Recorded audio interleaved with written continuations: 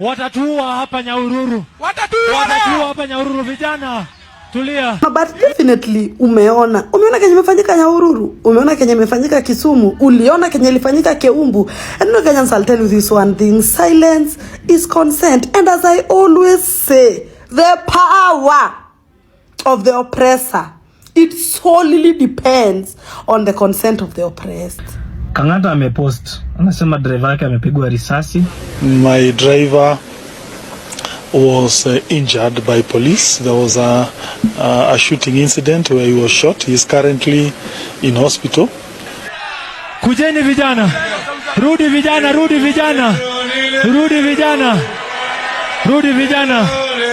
Niekea lero DJ, niekea lero moja. Haya.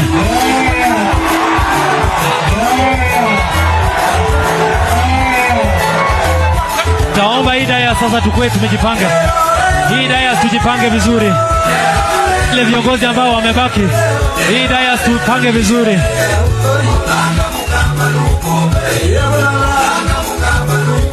Haya.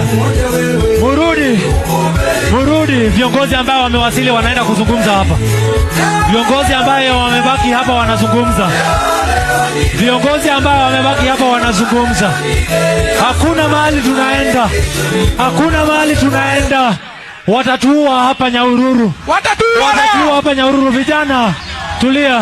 Weka ngoma. Wale viongozi ambao wamebaki hapa wanaenda kuzungumza. Wale viongozi ambao wamebaki hapa wanaenda kuzungumza. Hakuna mahali tunaenda. Kama mbaya. Kama mbaya. Kama mbaya. Kama mbaya. Kama mbaya. Kama mbaya. Kama noma. Kama noma. Kama noma. Kama noma. Tunawatoa mbio ndio hao na epa. Wewe. We have managed bana kuwatorosha bana. Wewe, hao goods waya shika hao bana. They have mobilized guns bana. Tumewatorosha wameenda bana.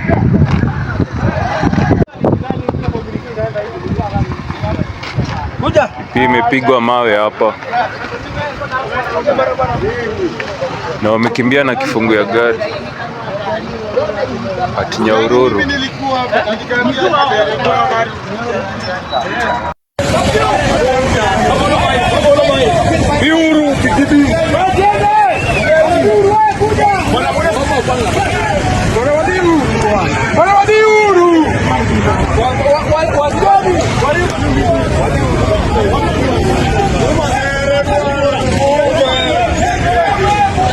Sasa hivi tumepata habari kwamba huko Kisumu gavana wa Siaya Bwana James Orengo pamoja na Edwin Sifuna kikundi ya Linda Mwananchi wamepigwa ndani ya kanisa. Hiyo ni aibu ama si aibu? Wangaba anasema tunakemea Ruto kwa sababu anatumia maguni kila mahali. Ni lazima kuwe na uhuru wa kuabudu, uhuru wa kufanya mikutano kama ambayo tunafanya hapa. Kwa hivyo hii ni ishara kwamba hawa jamaa wameshindwa na wameshindwa tayari. Kangata amepost, anasema driver yake amepigwa risasi, na nimepata opportunity ya kuwatch hiyo live pale Nyahururu. Kumekuwa na goons, of course, mapolisi wamekuja hapo, hivyo risasi zimepigwa juu and mtu amepigwa risasi. Babo yuno pia inaona amepost pale video, amepost picha ya pikipiki zimechomwa na anasema hawa ni maguns. Guys, I think hii generation ya saa hii sisi hatukuwa 2007 vizuri. Some of us were still young, wengine wako wamezaliwa ama wengine walikuwa wadogo sana. We lost a lot of people because of politics, and we should not lose any life because of politics. Guys, my youth, tusiuane juu ya siasa. Hii nchi kichomeka, hawa wanasiasa watachukua ndege, wengine wataenda Tanzania, wengine wataenda Uganda, sisi ndio tutabaki tukipigana kwa hii nchi. Please, tuache hizi vitu zenye zinafanyika. My youth, Wacha kuchukua pesa uende upige mtu mwingine, please.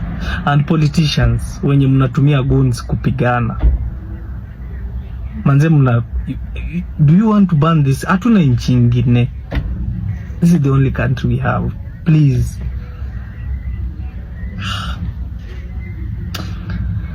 My fellow youth, manze tusitumike. Hii mambo yenye inaendelea, mtachoma nchi. Haya. And I'm hearing people say, oh, mungesikiza Rigathi. Oh, and I want to ask you, what did Rigathi say about Kisumu? What did Rigathi say about Keumbu? What did Rigathi say about Kakamega? Huko kwote tumepatana na goons. So if it's about listening to Rigathi, can he please be saying something before every rally? Can he be saying something? Please, guys, this is beyond. It's beyond the by-election. It is beyond. It is about William Ruto. And I want Kenyans to know this. William Ruto campaigned for 3 years straight. 3 years straight. I'm saying that because there's a comment I've seen. Ati, oh, mnapenda kwenda hizo rallies ndio sijui vurugu itoke ndio ngongongong. IEBC jatangaza campaign. William Ruto campaigned for 3 years during Uhuru's second term. We didn't see even one tear gas lobbed. One! Leave alone goons. One tear gas. And people who want to blame this on the IEBC, you are stupid. And I'll tell you that stupidity is what mitigates this government. Surely.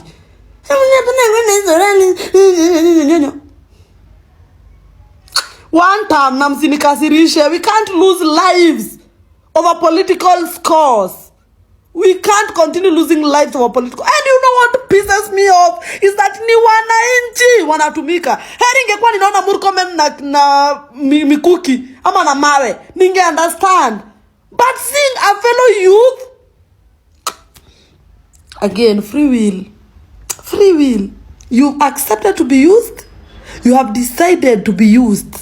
Ndio utoe miguu kwako One time. Ruto must, and Ruto will go. And Kenyans, be woke. Be woke. Thank the people of Kisumu who have ensured that we were able to safely evacuate that church. We came here for prayers on the invitation of the governor and the leadership of the Anglican Church in Kisumu. We had a small fundraiser there from the Kenya Association of Anglican Men. So that is why I was in Kisumu. And Governor, you may or may not have heard that similar acts of violence have actually been targeted at our team that went to Nyahururu today. And ours is just to say that these things are not going to stop us. I think everybody in the country now can tell that Linda Mwananchi has rattled people in very high places.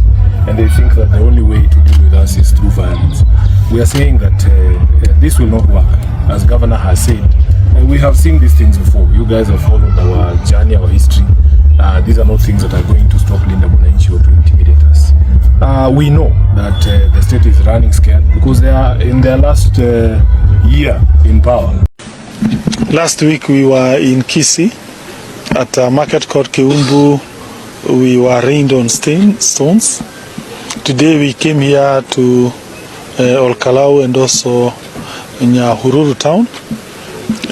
We were first stoned while in church, AIPCA.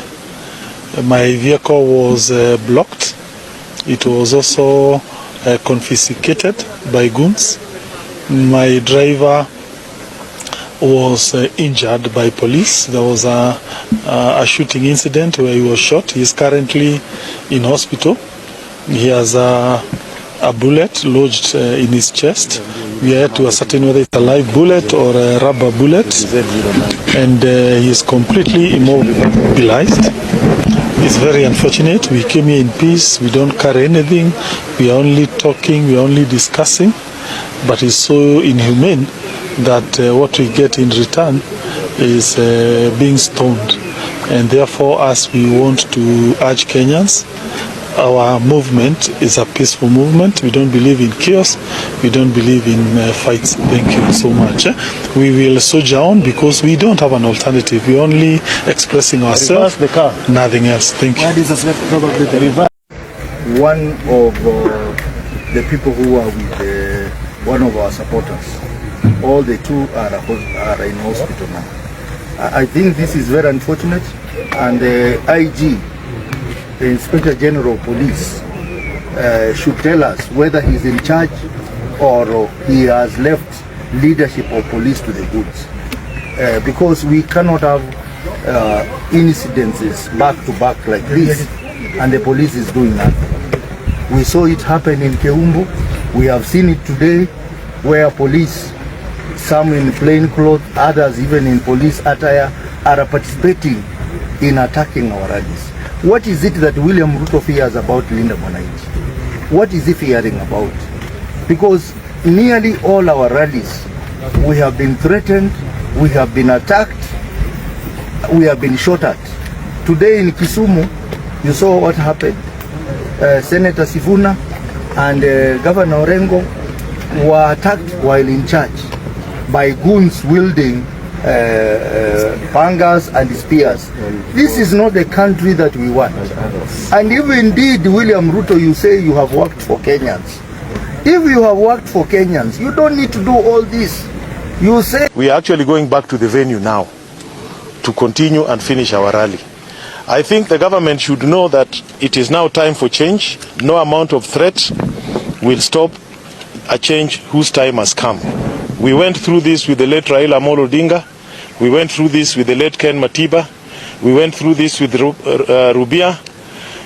We went through this with so many heroes, and we will not be deterred. It is our time to take the fight forward, and no amount of intimidation shall slow us down. As Linda Mwananchi, as the broader opposition, we want to assure Kenyans that we are ready for the tough battles ahead. Thank you. By registration number KDY 022, this is B, which is being used to ferry goons, and which has got stones, and they are the ones who are shooting innocent Kenyans using, and these are police officers in private vehicles, a private vehicle, shooting from there, stoning Kenyans from there. This is, it cannot be, it's unacceptable. We must call out this regime. Honestly speaking, and let me thank the people of Nyahururu. You have been patriotic, you have stood your ground, you have chased them away, because those who have stoned us are not residents of this town. They are imported from Thika and elsewhere by local politicians, allied to Kenya Kwisha government that really wants to destroy and bring and paint Nyahururu as a violent town, regardless of the fact that peace-loving Kenyans who simply came out to listen to their leaders and express their frustrations and challenges they are facing in life. And we want to call upon people of Mount Kenya region, show William Ruto does by making sure Olukalau seat is won by a DCP candidate. Thank you. Okay.